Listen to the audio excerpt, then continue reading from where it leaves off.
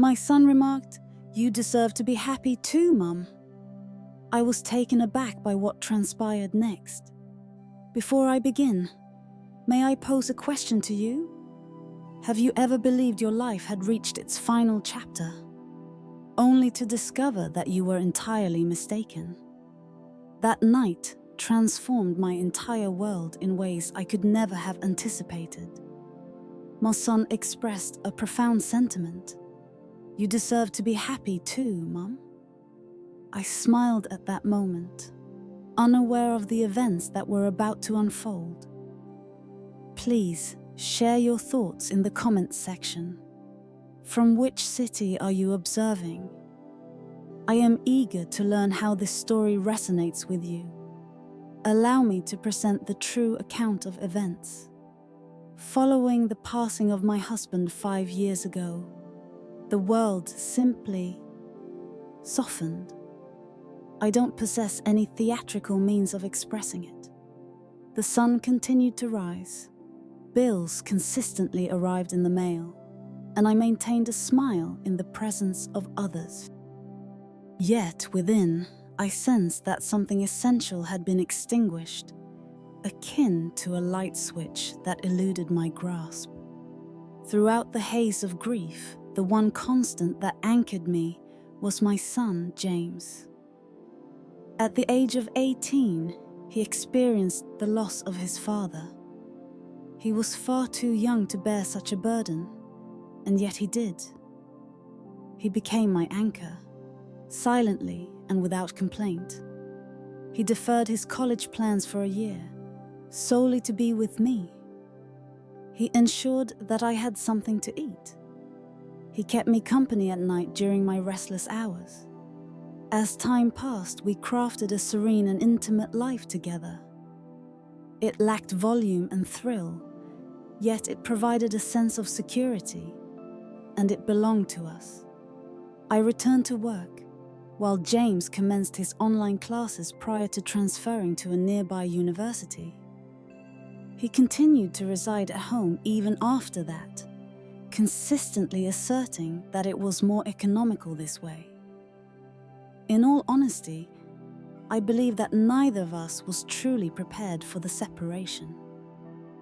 On a rainy Thursday night, when the wind caused the windows to creak and the house seemed a touch too spacious and silent, a change occurred. In the kitchen, I stood barefoot, draped in an old fleece robe that held more memories than threads remaining. The kettle was boiling as I meticulously sliced apples for a late-night tea when James entered the room. He appeared weary, yet well. He consistently bore a resemblance to his father in the eyes, which were deep-set and kind, even during moments of silence. "Having trouble sleeping?" I inquired, presenting him with a slice of apple. "Midterms," he remarked, as he bit into the apple and leaned casually against the counter next to me. "It seems you've been somewhat reserved recently." I felt a slight chill. I was under the impression that he remained unaware. Indeed, he certainly did. James consistently observed. I simply expressed my fatigue. "You're familiar with the situation?" He inclined his head and observed me intently. "You often express that sentiment, Mum." I let out a gentle laugh. I am 57 years old, as you may be aware. Fatigue is part of the experience. However, he did not find it amusing. He placed his tea down and gazed directly into my eyes. "Mum," he spoke softly, "you deserve happiness as well." The manner in which he expressed it caused an unexpected flutter in my stomach. No discomfort. Do not fear, simply awareness. His voice carried a gentle yet unwavering quality. His words were deliberate, not casually thrown over his shoulder like many of his typical remarks. He was sincere in his intentions. I gazed at him for a brief moment. The atmosphere shifted between us. "What leads you to that conclusion?" I inquired. He offered a subtle shrug, yet his gaze remained unwavering. "You have consistently prioritized the needs of others. For my father, for myself. I can see you now. You commute to your workplace, return to your residence, and behave as if that suffices. Yet, I can perceive it in your gaze, Mum. You are experiencing loneliness." I parted my lips, yet silence prevailed. While he was not incorrect, hearing it articulated by him, of all individuals, left me feeling exposed and vulnerable. I averted my gaze and occupied my hands, rinsing the knife and meticulously wiping down the counter. That is simply the way of life, dear. We all manage to navigate through life. He approached and gently rested his hand on my shoulder. His touch exuded warmth, familiarity, and comfort. However, there was an additional element, a certain intensity that took me by surprise. It's time to thrive, not merely survive. Once more, that silence envelops the space. My breath caught slightly. I gazed up at him, and for a fleeting instant, my little boy seemed to vanish from view. I observed a young man, kind and thoughtful, whose strength was evident. He had matured quickly, perhaps too quickly. Yet he stood before me now, radiating a clarity and concern that I had not encountered in years. "I'm fine, James," I finally replied, although my voice quivered slightly. "You're not," he stated, neither cruelly nor accusingly, but with a sense of truthfulness. "That is perfectly acceptable as well. I want to be present for you, Mum, not merely in the role of your son. I desire for you to be visible, to experience vitality once more." His words lingered in the room, reminiscent of the warm aroma of cinnamon wafting from the tea still steeping. I was at a loss for words. I held the role of a mother. I had reached a more mature age. I was meant to be the resilient one, yet a part of me longed for care, not in the role of a mother or a widow, but simply as a woman who had not experienced the essence of being truly alive in years. That evening, we refrained from discussing anything further, at least not on that subject. He pressed his lips to my forehead, enveloped me in an embrace that lasted longer than usual, and then ascended the stairs. However, I did not manage to sleep. I reclined in bed, gazing at the ceiling, my heart pounding in my chest, not from fear, but because something had been awakened within me, and I was uncertain of the path it would take. For the first time in years, I felt compelled to discover the truth. The next morning had a distinct quality to it. The atmosphere was thick with an unidentifiable weight, whether it stemmed from the weather or the profound impact of James's words resonating within me. Perhaps it wasn't heavy in the slightest. Perhaps it was something entirely different, something more electrifying. I proceeded at a leisurely pace through my customary morning ritual, pouring a cup of coffee, tending to the cat, and perusing the local newspaper, despite my diminished interest in reading it these days. Yet, my mind was consumed by his words. "It is your right to experience happiness as well." It resonated in my thoughts throughout the night, weaving through memories, regrets, and dreams that had long been set aside. I have always cherished the experience of motherhood. From the first time I held James in my arms, I knew he would be my everything. Upon the passing of his father, that role became even more pronounced.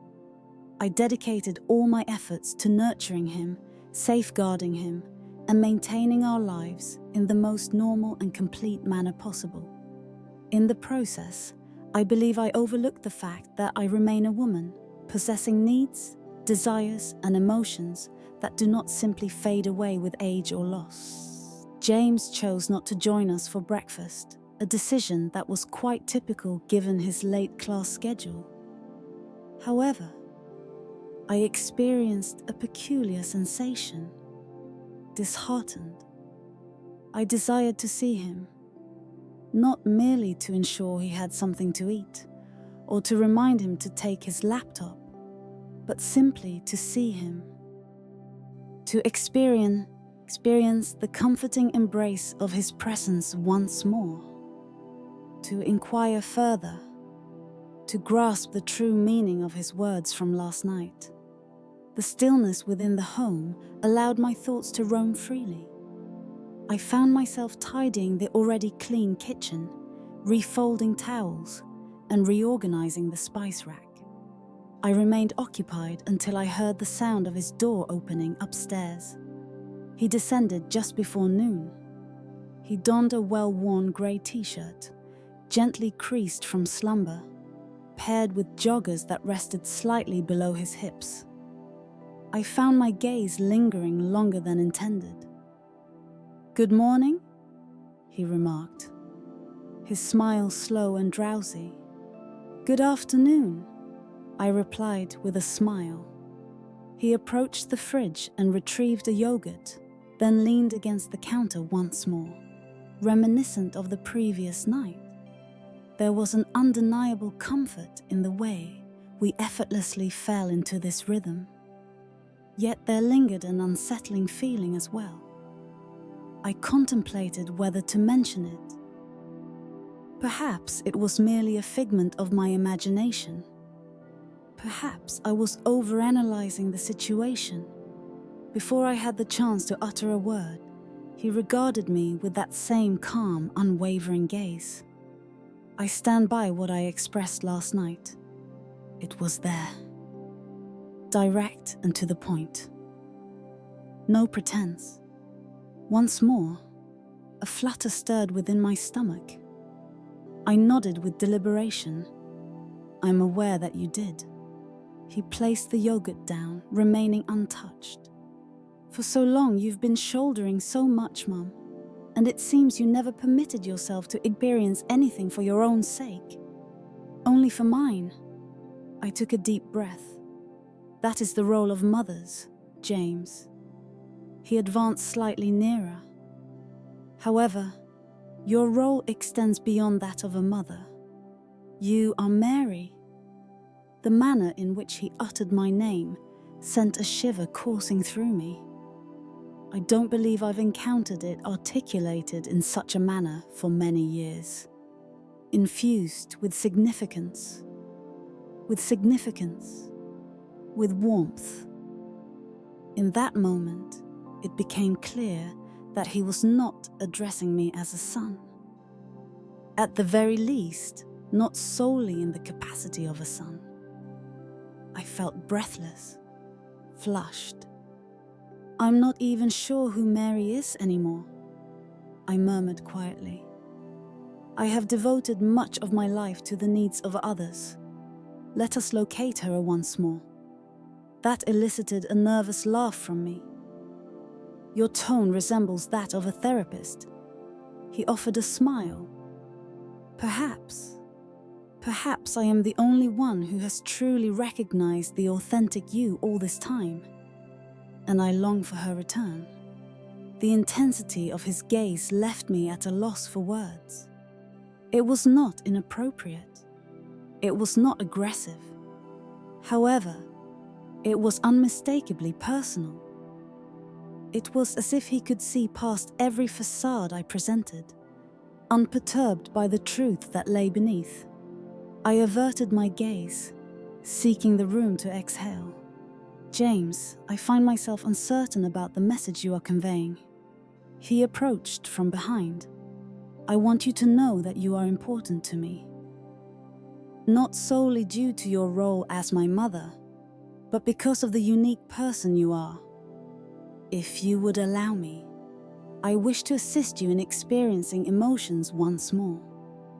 Not from a sense of duty, but because you truly deserve it." His presence was palpable, mere inches away from me. His voice was gentle, subdued, and imbued with genuine sincerity. I shut my eyes, allowing the stillness that enveloped us to deepen. This was an unexplored realm, a fragile balance between ease and uncertainty. Yet oddly enough, I found no desire to escape from it. After an extended period, I was finally noticed by someone. Not the mourning spouse, not the mother, only myself. I gradually turned to confront him. He observed me with those soft eyes, patiently awaiting. Not imposing, merely present. Without a moment's hesitation, I lifted my hand and gently swept a strand of hair away from his forehead. My fingers hesitated for a moment longer than intended. He remained close. I took a step back, my heart racing. "I require some time," I murmured softly. "Take all the time you need," he remarked. "I am here to stay." I placed my trust in him.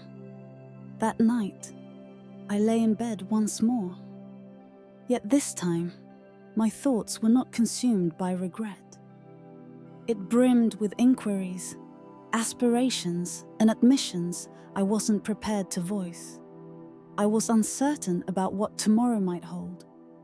For the first time, I felt no fear in discovering the truth.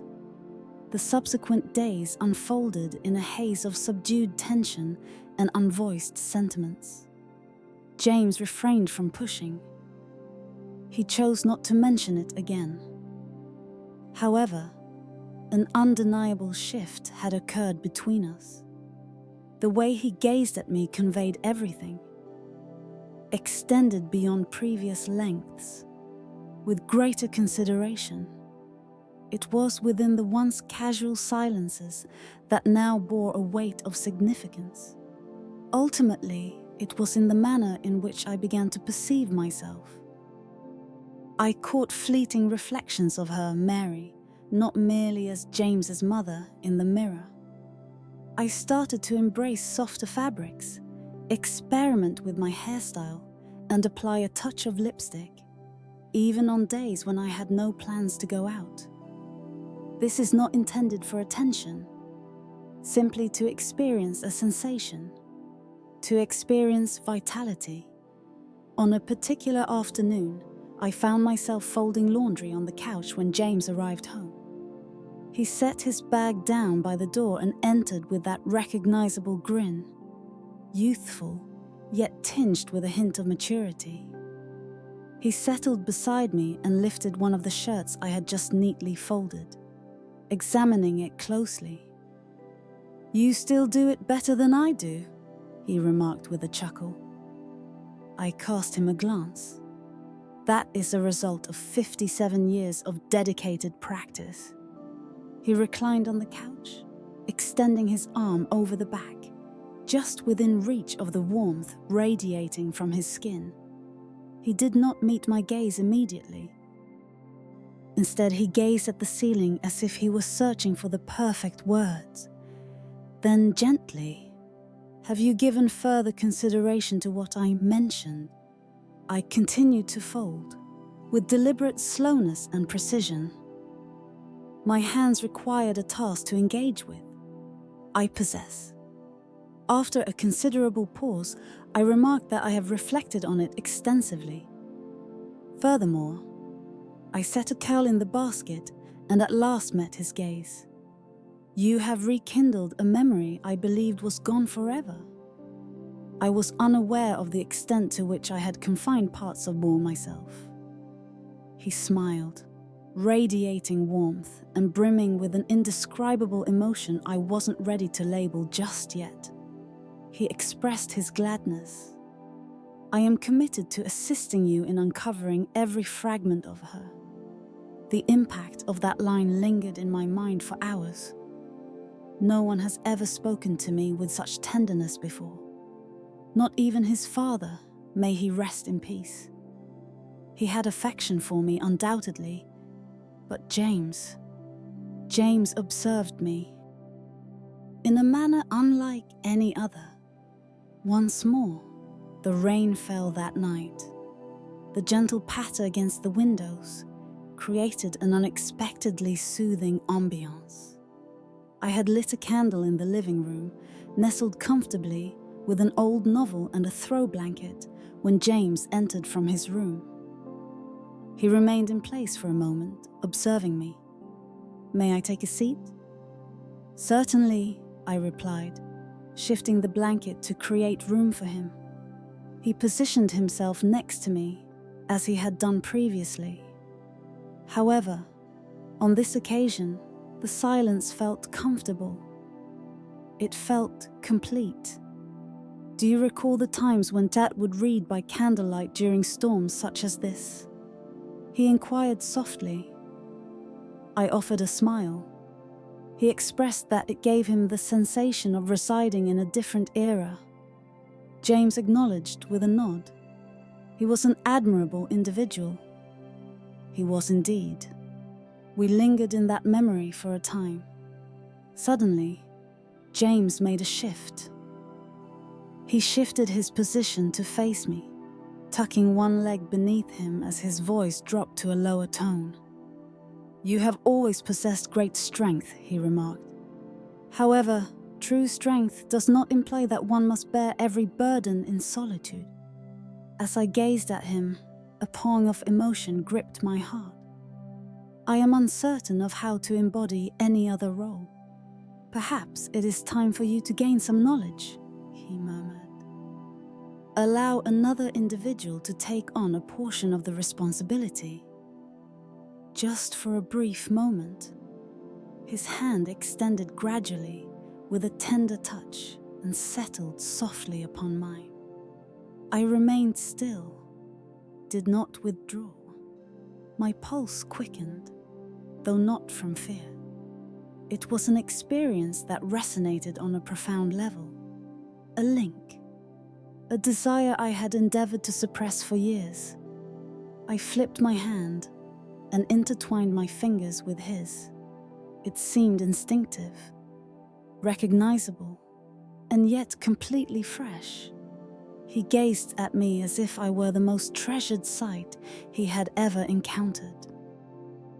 "Married," he said, and the mere sound of my name from his lips sent a shiver down my spine. "I'm uncertain about where this path may take us," I admitted. "I find myself feeling apprehensive, not from you. However, what implications this may hold." He grasped my hand firmly. Subsequently, we progressed at a deliberate pace. "Take your time. No pressure at all. Simply be present with me. That is all I request." We sat together, fingers intertwined, hearts open, two individuals at the quiet onset of something uncertain yet genuine. As the candle's flame danced softly, he escorted me to my room. We lingered in the hallway for a moment longer than intended. "Good night, Mum," he murmured gently, tucking a loose strand of hair behind my ear. I paused momentarily, then pressed a kiss to his cheek. "Wishing you a restful night, James." I shut the door softly, leaned back against it, and allowed the silence to envelop me. After a considerable period, I experienced a sense of connection that I hadn't felt in quite some time. The subsequent days unfolded as if I were navigating a realm suspended between two realities, one foot firmly grounded in the known, while the other cautiously ventured into the enigmatic. However, it was not intimidating. It was gentle, reflective, subtly impactful. James and I refrained from communicating in absolutes. There was an absence of urgency, no categorization, no theatrical revelations, only presence. Merely fleeting instances that culminated in something significant. We started to share increasingly, surpassing any previous levels of openness. He inquired about my childhood and the aspirations I held prior to embracing the roles of wife and mother. It had been decades since anyone had posed those questions to me. He inquired about my favorite music from my youth, the fears I faced as a teenager, and the experiences that brought me to life at the age of 20. I came to the realization that, at some point, I had ceased to share my narratives. Perhaps I had overlooked their significance entirely. One evening, following an extended stroll through the neighborhood, just the two of us beneath a gradually dimming sky, we returned home to discover that the power was out. A tree had collapsed at the perimeter of the block, resulting in the failure of a transformer. While many would sigh or reach for their devices, James simply smiled. "Candlelight again," he remarked, giving me a gentle nudge. I illuminated several spaces in the house and poured a single glass of fine red wine for each of us, the exceptional vintage I had been reserving for an unspecified occasion. We nestled together on the couch as if it were the most instinctive act, the gentle golden light flickering across the walls. He regarded me in a new light, infused with warmth, yet tinged with a hint of tension and purpose. I found it impossible to conceal the way I gazed back at him. He had transcended the role of merely being my son. He was a man in whom I placed my utmost trust, someone who tended to my heart when it had exhausted all it could offer. He had filled the void with patience, with gentleness, with presence. "I never imagined I would experience this once more," I murmured, as the wine eased the burden in my heart. This sense of openness, this impression that something awaits me. James shifted his gaze in my direction, his hand delicately placed on my leg. "It was never absent, Mum. It was merely silent, concealed beneath years of prioritizing the needs of others." I experienced a sharp sensation in my eyeball, not born of sorrow, but rather from the profound emotion that arises when someone recognizes a facet of yourself that you believed had faded away. I gently placed my hand over his. "Do you believe this is incorrect?" I inquired. The question had been hovering in the recesses of my mind, subtly sowing seeds of doubt, suggesting that perhaps this is merely a response to solitude. He took a moment before responding. He allowed the question to linger. He finally expressed, "What we feel is complex, yet it is genuine and compassionate, rooted in years of love rather than lust or impulse. It is something far deeper."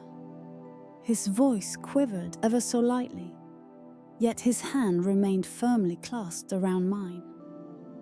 "I cannot predict what this will turn into," he continued, "but I want you to find happiness, not out of pity or obligation, but because you truly deserve to be recognized and valued.